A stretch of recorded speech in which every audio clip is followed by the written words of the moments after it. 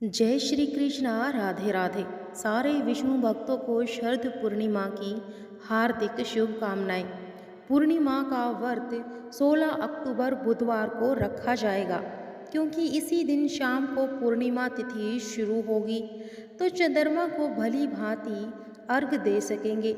अगर हम 17 अक्टूबर को व्रत रखेंगे तो इस दिन शाम को 4 बजे पूर्णिमा तिथि समाप्त हो जाएगी, तो अब की बार उदय तिथि के अनुसार व्रत नहीं रख सकते। अब जो लोग चंद्रमा को अर्घ देकर व्रत का पारण करते हैं वह 16 अक्टूबर यानी कि बुधवार को ही व्रत रखेंगे। तो आइए आप सभी की मंगल कामना करते हुए सुनते हैं पूर्णमासी की व्रत कथा। इस कथा को श्रद्धा भाव से पूरा सुनना और कथा शुरू करने से पहले कमेंट बॉक्स में लक्ष्मीपति नारायण की जय लिखकर इस वीडियो को शेयर अवश्य करना और शिव शक्ति चैनल को सब्सक्राइब जरूर कर लेना। आपकी सारी मनोकामनाएं पूर्ण करे भगवान विष्णु जी। तो प्रेम से बोलिए लक्ष्मीपति नारायण की जय हो। तो प्रथम पूज्य श्री गणेश जी की पूजा आरंभ करते हैं सबसे पहले, तभी हमारे कार्य सफल होते हैं। तो हम कथा का प्रारंभ भी श्री गणेश जी की कथा से ही करेंगे।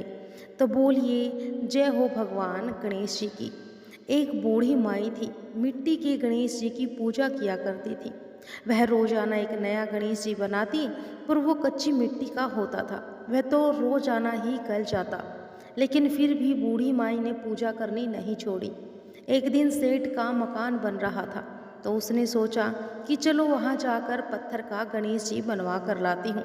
मैं रोजाना मिट्टी का बनाती हूँ तो वह रोजाना ही गल जाता है। अब ऐसा सोचकर वह बूढ़ी माई उस सेठ के मकान में जहाँ पहुँची जहाँ सेठ का मकान बन रहा था।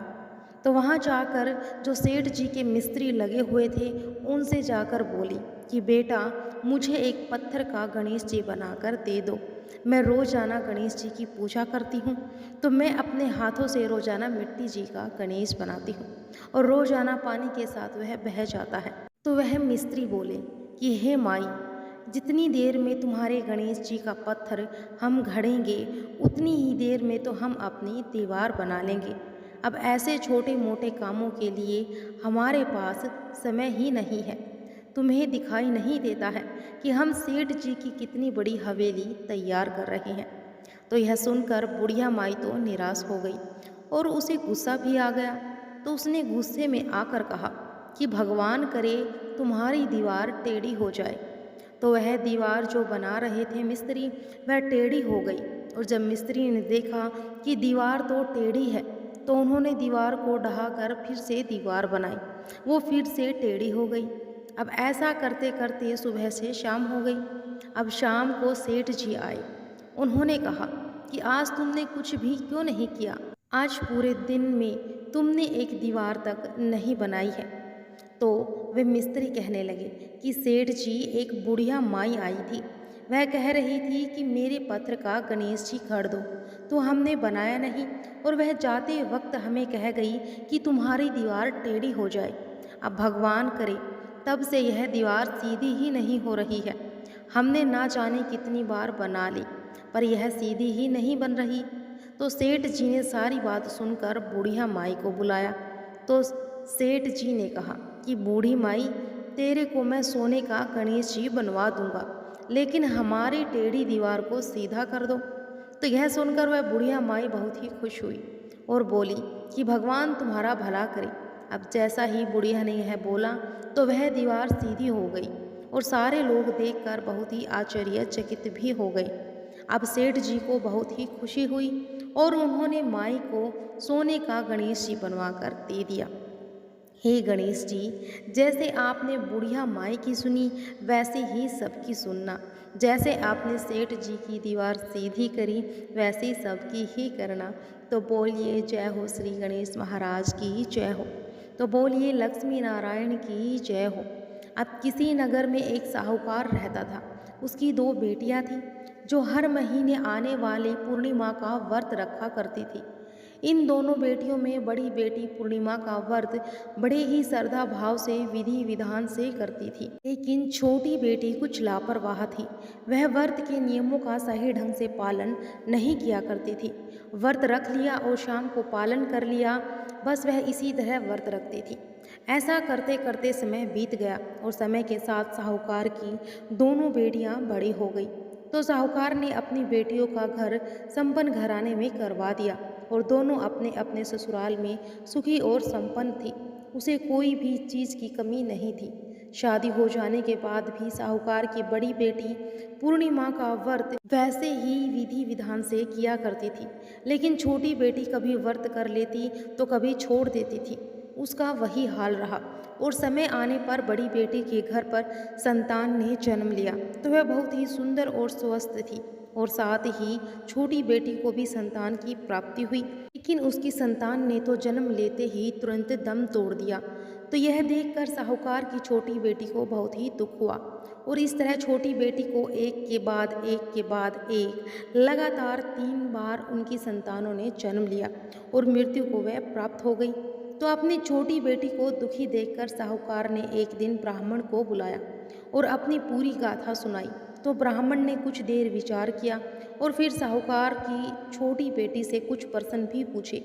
बाद में उससे कहा कि बेटा, तुम पूर्णिमा का व्रत तो करती हो, लेकिन हमेशा अधूरा व्रत करती हो, इसीलिए तुम व्रत का अधूरा ही फल मिलता रहा है, क्योंकि अधूरे व्रत का दोष लगता है। और जब भी व्रत रखे तो व्रत के नियमों का पालन करें। जिस किसी का भी आपने व्रत रखा हो उसकी व्रत कथा अवश्य सुने। व्रत कथा सुने बिना हमारा व्रत का पूरा फल हमें नहीं मिलता है। तो ब्राह्मण की बात सुनकर साहूकार की छोटी बेटी की समझ में सब कुछ आ गया, लेकिन मैंने लापरवाही से व्रत किए हैं तभी मुझे दोष लगा है। तो वह बोली कि यह गलती तो मैंने कर दी, अब आप ही बताइए कि मेरे अधूरे व्रतों का दोष मैं अपनी गलतियों का प्रायश्चित करना चाहती हूँ। तो ब्राह्मण ने कहा कि बेटी, आने वाली पूर्णिमा का व्रत तुम विधि विधान से शुरू कर दो, तो उसके बाद में पूरे नियम अनुसार व्रत करना, तुम्हें स्वस्थ संतान की प्राप्ति होगी। इस तरह ब्राह्मण व्रत का सारा विधान बताकर चला गया। तो साहूकार की बेटी ने भी ब्राह्मण की बात को बड़े ही ध्यान से सुना और व्रत को पूरे विधि विधान से करने का निर्णय लिया। अब साहूकार की बेटी उस समय गर्भवती थी। पूर्णिमा का व्रत आने से पहले ही उसने एक बेटे को जन्म दिया, लेकिन उसका बेटा जन्म लेते ही मृत्यु को प्राप्त हो गया। तो हर बार ऐसी घटना से साहूकार की बेटी बहुत दुखी हुई और अंदर से बुरी तरह से टूट गई और बुरी तरह से विलाप करने लगी। थोड़ी देर बाद जब शांत हुई तो उसने अपने बेटे के शव को उठाकर एक पीढ़े पर रख दिया और एक कपड़े को इस तरह से ढक दिया कि किसी को पता भी नहीं चले। इसके बाद उसने अपनी बड़ी बहन को बुलाया। तो उसकी बहन ने सोचा कि आज ऐसी क्या बात हो गई है जो छोटी ने मुझे आज बुलाया है। तो वह जल्दी से अपनी बहन के घर गई। तो उसकी छोटी बहन ने उसे देखते ही बैठने के लिए वह पीढ़ा उसे दे दिया। अब जैसे ही उसकी बड़ी बहन पीढ़े पर बैठने लगी तो उसके लहंगे का हिस्सा बच्चे से स्पर्श हो गया और स्पर्श होते ही वह जीवित होकर रोने लगा। अब बच्चे के रोने की आवाज़ सुनकर बड़ी बहन घबरा गई और भागकर एक तरफ हो गई। अब छोटी बहन को डांट लगाने लगी कि तुम्हें पता भी है कि तुम क्या कर रही थी? अगर मैं इस पीढ़े के ऊपर बैठ जाती तो क्या होता? अगर बच्चे को कुछ हो जाता तो मुझ पर बच्चे की हत्या का कलंक लगाना चाहती हो?